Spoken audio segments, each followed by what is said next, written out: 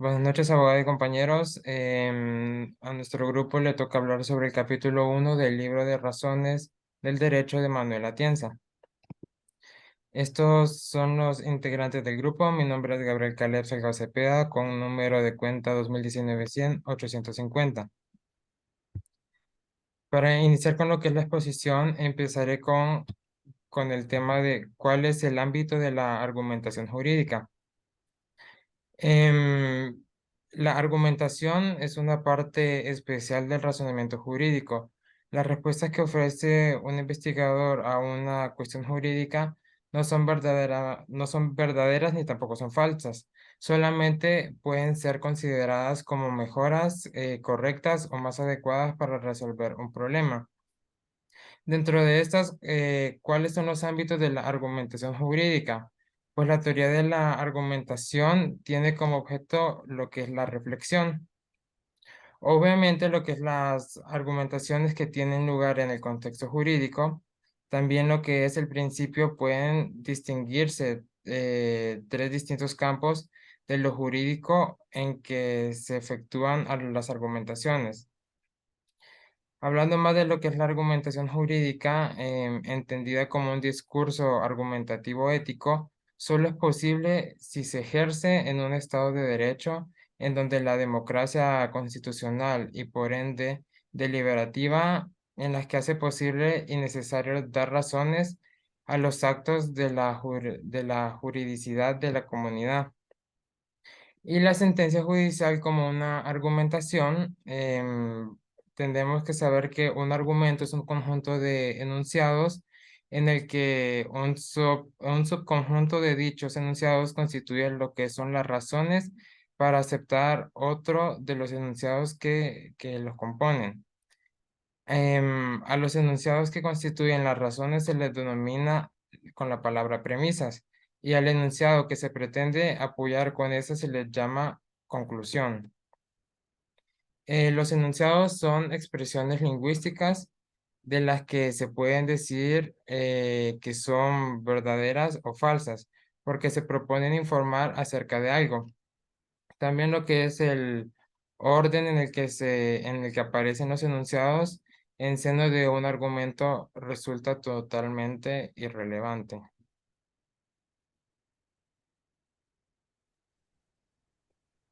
Buenas noches, abogada y compañeros. Mi nombre es Haylin Elizabeth Galo Paz, con número de cuenta 2017-2011-0170.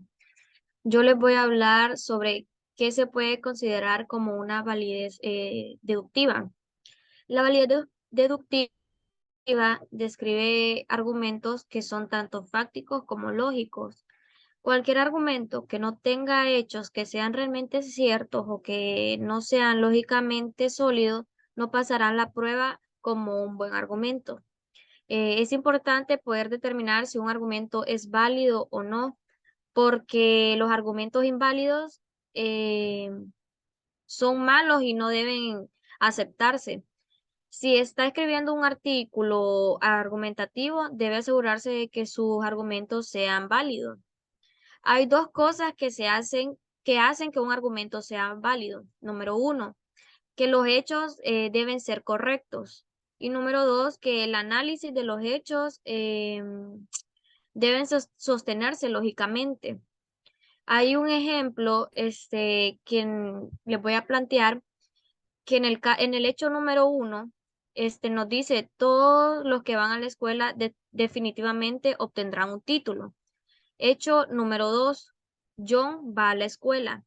En conclusión, nos diría de que John definitivamente obtendrá un título. Pero aquí vemos el problema, es que uno de los de nuestros hechos no es cierto. No todos los que van a la escuela van a terminar con un título, ¿verdad? Entonces, debido a que ese hecho no es cierto, nuestro argumento no se sostiene.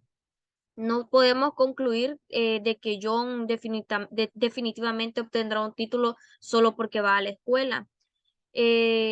Todavía tendrá que terminar la escuela para obtener un título. Y ahora les voy a plantear un caso donde veremos un argumento que tiene validez deductiva. Por ejemplo, hecho número 1 nos dice que todos los humanos moriremos algún día. El hecho número 2, Tina es un ser humano. En conclusión, Tina morirá algún día. Este es un caso de un argumento con dos hechos claros y un análisis que tiene sentido y no es una tontería. Entonces, quiere decir de que este argumento pasa a la prueba de validez deductiva. La validez deductiva se aplica a argumentos en los que tanto los hechos como las premisas son verdaderos y el análisis de los hechos o la conclusión es lógica. Los argumentos que no son válidos tienen hechos falsos o un análisis sin sentido. Podemos asegurarnos de que cualquier argumento que hagamos sea válido o criticar los argumentos que escuchamos de otro. Asegurarnos de que los argumentos cumplan con la validez deductiva al tener hechos probados y un análisis lógico de los hechos. Hola, muy buenas noches. Mi nombre es Liliana Vanessa Canales. Mi número de cuenta es 2020-1011-0149. Yo les hablaré acerca de los argumentos deductivos y no inductivos.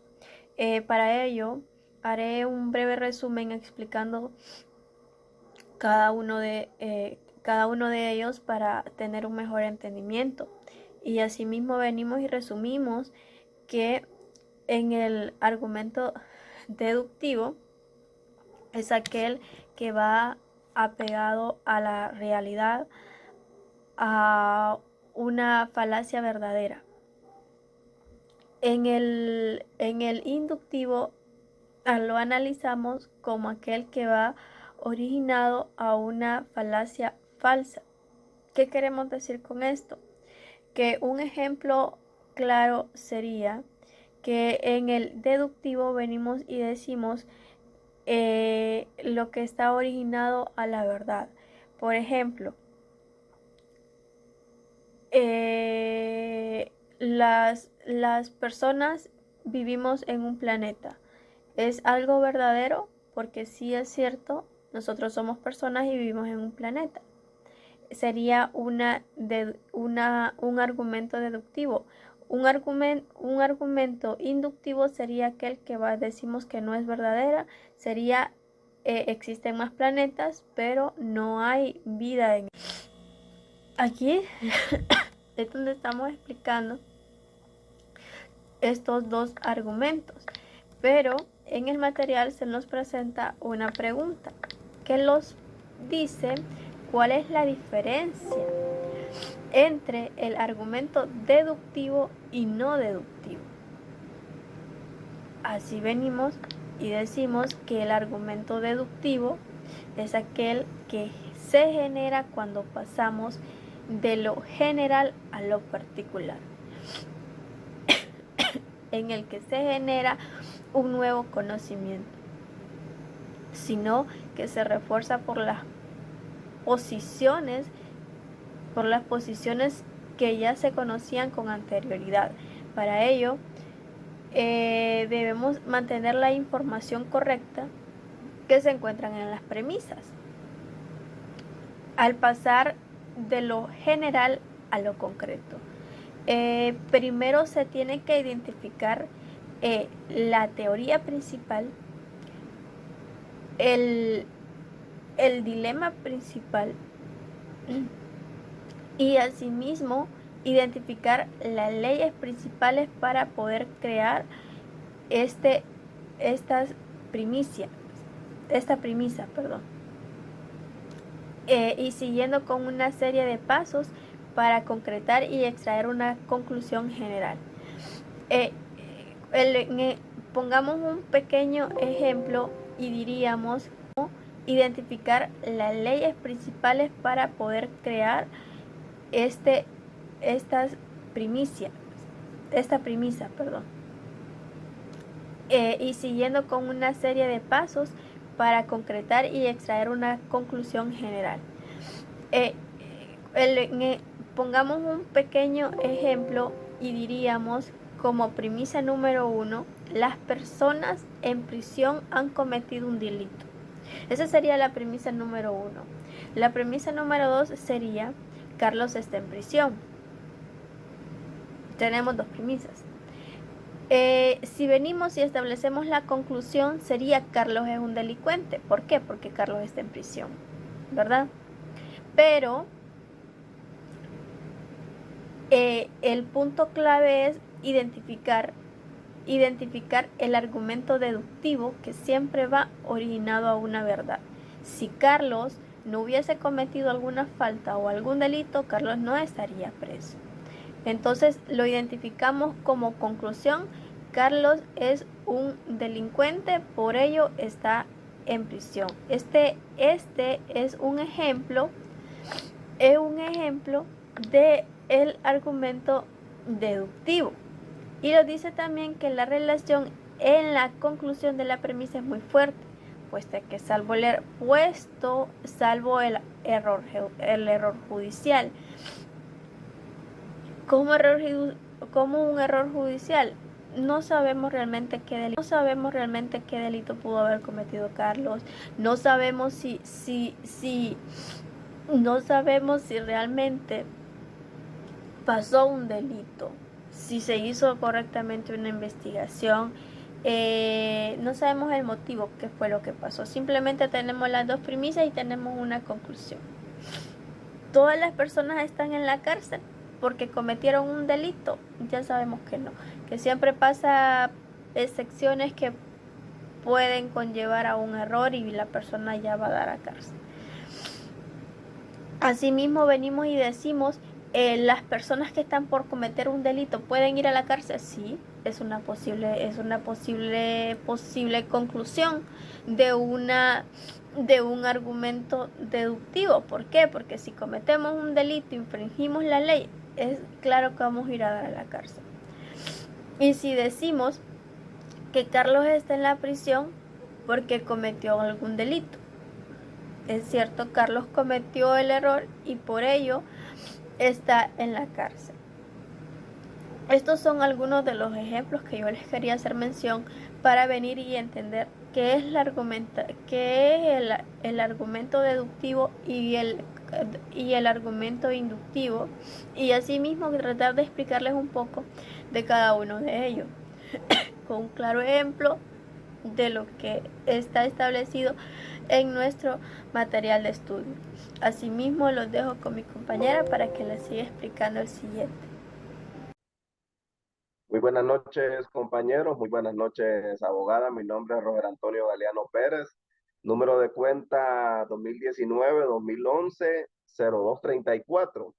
Continuando con la exposición y basándonos esta vez en la pregunta de en qué consiste el silogismo jurídico y cuáles son sus límites. El silogismo judicial o silogismo jurídico, como se conoce, nos establece el tipo de razonamiento químico que se utiliza en las sentencias que podríamos formular conforme a lo establecido en el Código Penal, basándonos en su artículo 344 sobre la sentencia condenatoria. Esta misma que dictará o dicta los castigos y los años de cárcel, así como también las opciones alternativas para el imputado pueda tener al momento del encarcelamiento. También se conoce como silogismo jurídico y este sirve como esquema para el silogismo práctico normativo que tratamos anteriormente, ya que la primera premisa de la fórmula enunciada enuncia una fórmula general y abstracta en la que un supuesto hecho X es una variable de un individuo y la P es una letra predicativa. Este tipo de razonamiento es todavía un razonamiento no deductivo, pues el paso de las premisas a la conclusión no tiene carácter necesario, ya que el tribunal podría haber llegado a imponer una pena que hasta de 12 años sin infringir una ley. Esto es sin contradecir las premisas. Puede considerarse como un hecho deductivo todos los argumentos inductivos como convertirse en deductivo si se añaden las premisas adecuadas. Este silogismo judicial pues nos permite reconstruir satisfactoriamente el proceso de argumentación jurídica, porque las premisas de que parte como que ocurre en varios casos puede necesitar a su vez la justificación y por qué la argumentación jurídica es pues prácticamente entimática más que todo, ¿verdad?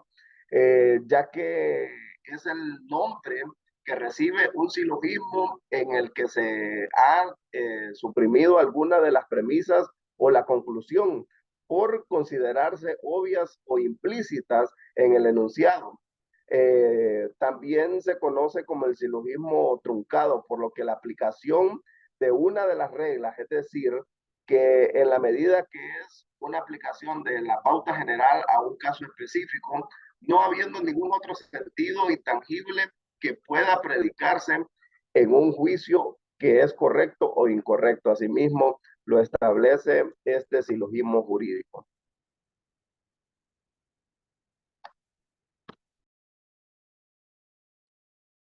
Buenas noches, compañeros y abogada. Mi nombre es Marcela Alexandra Coletti Montoya. Mi número de cuenta es 2019-10-11-01-18. Y bueno, yo les hablaré, siguiendo con la exposición, cómo se relacionan la argumentación y las lógicas jurídicas. En primer lugar, la argumentación jurídica se puede estudiar de distintos ámbitos, ya sea psicológico, social, también lo podemos denominar de una lógica normal o material o informal también.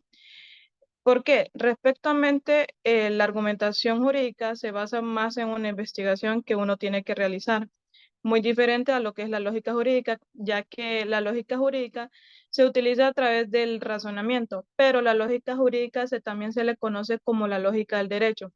Es decir, que la lógica jurídica se encarga de impartir ciertas normas, pero siempre rigiéndose por el derecho, es decir, crear normas, pero que tengan sentido, no normas que no tengan nada de lógica, la misma palabra lo dice. Entonces, primero hay que razonar y juntamente ahí es donde entra la argumentación. Un ejemplo clarísimo es el puesto y el que tiene la responsabilidad que tienen los jueces al momento de tomar una decisión en un caso. Ellos se basan prácticamente en la argumentación de los abogados defensores. En la argumentación de los abogados van a ir los tipos de medios de pruebas que ellos tienen, con su tipo de defensa que va a incluir a su cliente, pero también aquí es donde entra la lógica jurídica, porque también se está razonando a través de qué tipo de delito cometió dicha persona. Es donde tanto la argumentación y la lógica jurídica se fundamentan, se complementan entre sí para tomar una decisión que siempre le beneficia al ciudadano, no en parte de perjudicarlo, sino que ayudarlo prácticamente. Ese sería mi aporte.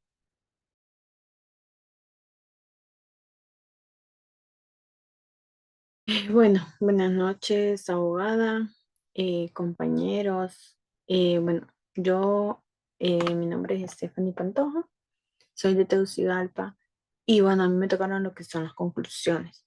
Bueno, podemos concluir nuestra exposición finalizando con que la interpretación jurídica es fundamental para poder interpretar correctamente y para saber sobre lo que se dice y sobre lo que se piensa, ya que parcialmente es autónoma y que tiene también como teoría la argumentación práctica. Para ello, podemos tomar un ejemplo como lo que había dicho un filósofo, Manuel Atienzo, y que nos dice que la argumentación jurídica es un concepto teórico y práctico. Y un ejemplo es que nosotros, por ejemplo, todos los días nos comunicamos con muchas personas y para eso nosotros argumentamos, tanto en lo personal como jurídicamente, en nuestro trabajo, en nuestra casa, en la oficina, en la escuela, en la universidad, etc. Pero bien, con lo personal, argumentar significa dar razones a favor o en contra de un hecho. Ejemplo, podemos poner uno que dijo Manuel Atienzo, que me gustó mucho, que también dice, por ejemplo, decía que en los tribunales se usa la argumentación se usa la argumentación jurídica para convencer a los juzgadores de las distintas teorías de un caso. Y el mejor argumento era el que ganaba. También finalizo con que el silogismo jurídico es un tipo de argumento en el que contiene información jurídica y puede interpretarse como una norma y otra como un hecho. Es decir, el silogismo podemos concluirlo como una conclusión de lo que es la argumentación. Es decir, estos dos tienen un vínculo porque el silogismo recae en la argumentación. Es decir, que sin la argumentación no hay silogismo y sin el silogismo no hay argumentación. Porque, como bien decía, es un tipo de argumento que las personas muchas veces lo utilizan, que es para recopilar la información jurídica, puede ser de un hecho o de un caso. Y bueno, otra cosa que a mí me gustó mucho fue, investigando un poco, fue sobre que el juez tiene más que todo la tarea de saber argumentar, de saber dar criterios que puedan así fundamentarse de mejor manera para cualquier tipo de caso y en cualquier tipo de país. Y bueno, esto es un tema bastante amplio, bastante bonito, que bueno, podemos concluirlo ahí nuestra exposición. Espero el tema haya sido de agrado. Y bueno, eso es todo de mi parte. Buenas noches.